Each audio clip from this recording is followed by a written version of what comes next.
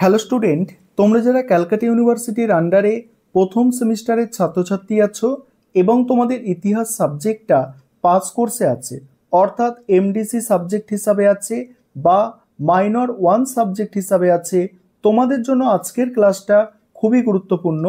আজকের ক্লাসে তোমাদের 5 নম্বরের দুটি গুরুত্বপূর্ণ প্রশ্নের উত্তর নিয়ে আলোচনা করব।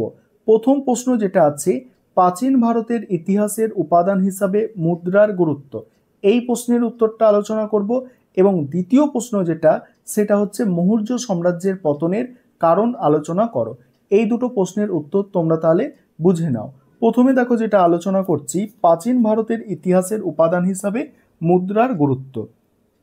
প্রাচীন ভারতের ইতিহাসের উপাদান হিসাবে মুদ্রার গুরুত্ব অপরিসীম। মুদ্রা শুধু অর্থনৈতিক লেনদেনের মাধ্যম হিসাবে নয়, বরং রাজনৈতিক, সাংস্কৃতিক এবং ধর্মীয় দিক থেকে গুরুত্বপূর্ণ তথ্য সরবরাহ করে। প্রাচীন মুদ্রা থেকে শাসক ও শাসন ব্যবস্থার তথ্য যেমন পাওয়া যায়, তেমনি মুদ্রার চিত্র, লিপি এবং প্রতীকী থেকে সেই সময়কার ধর্মীয় বিশ্বাস, সাংস্কৃতিক বৈশিষ্ট্য সম্পর্কে ধারণা পাওয়া যায়। এবার কি বলা হচ্ছে দেখো, প্রথমত মুদ্রা থেকে শাসকদের পরিচয়, শাসনকালের সঠিক তথ্য জানা যায়। শাসকগণ নিজেদের নাম এবং রাজ্যের প্রতীক মুদ্রায় অঙ্কিত করতেন, যা সেই সময়ের রাজনৈতিক শক্তির পরিচয় বহন করে। তারপর দ্বিতীয়ত কি, দ্বিতীয়ত হচ্ছে মুদ্রার মাধ্যমে তৎকালীন আর্থিক ব্যবস্থার উন্নতির ধারণা পাওয়া যায়।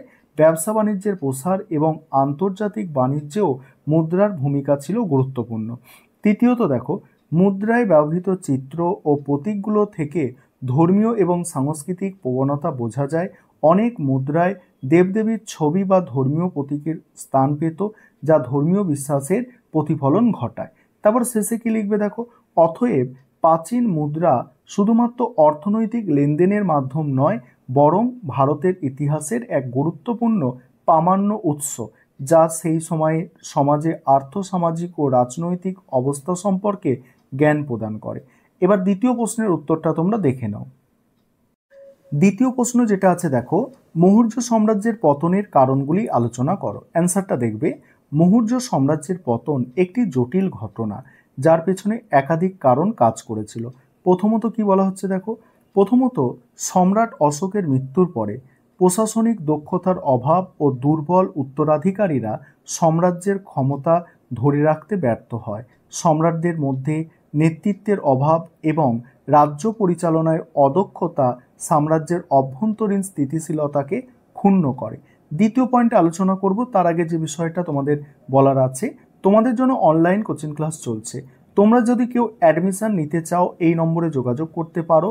91, দেখো নম্বরটা একটু দেখে নাও, 912300052218, এই নম্বরে তোমরা যোগাযোগ করে অ্যাডমিশন নিতে পারো। আমাদের সপ্তাহে 2 দিন করে রেকর্ডেড ক্লাস থাকে এবং তার সঙ্গে পিডিএফ নোটস দেওয়া হয়, এবং তার জন্য পার মান্থ 200 টাকা করে ফিস নেওয়া হয়, এবং 4 মাসের মধ্যে আমাদের সিলেবাস কমপ্লিট করানো হয়। চলো তাহলে পরের অংশটা দেখে নাও তোমরা। দ্বিতীয়ত কি বলা হচ্ছে দেখো, দ্বিতীয়ত হচ্ছে অশোকের ধর্মীয় নীতি ও অহিংসার প্রচার সামরিক শক্তিকে দুর্বল করে ফেলে। সাম্রাজ্য বিস্তারের পরিবর্তে অশোক বৌদ্ধ ধর্ম প্রচারে মনোনিবেশ করে, ফলে সাম্রাজ্যের সামরিক প্রস্তুতি হ্রাস পায় এবং বিদেশি আক্রমণ প্রতিরোধে অসফল হয়। তারপরে কি বলা হচ্ছে দেখো, তৃতীয়ত প্রান্তিক রাজ্যগুলি সামন্ত প্রথার বিস্তার ও পতনের একটি কারণ। স্থানীয় শাসকরা ক্রমশ স্বাধীন হয়ে ওঠেন এবং মৌর্য শাসনের বিরুদ্ধে বিদ্রোহ করেন। বিশেষত দক্ষিণ ও পূর্ব ভারতের রাজ্যগুলি শাসকদের নিয়ন্ত্রণের বাইরে চলে যায়। চতুর্থ, গ্রিক শক কুষাণদের আমলে মৌর্য সাম্রাজ্যকে দুর্বল করে দেয়। সাম্রাজ্যের উত্তর পশ্চিমাঞ্চল আক্রমণের শিকার হয় এবং সাম্রাজ্যের সীমান্ত রক্ষা করা কঠিন হয়ে পড়ে।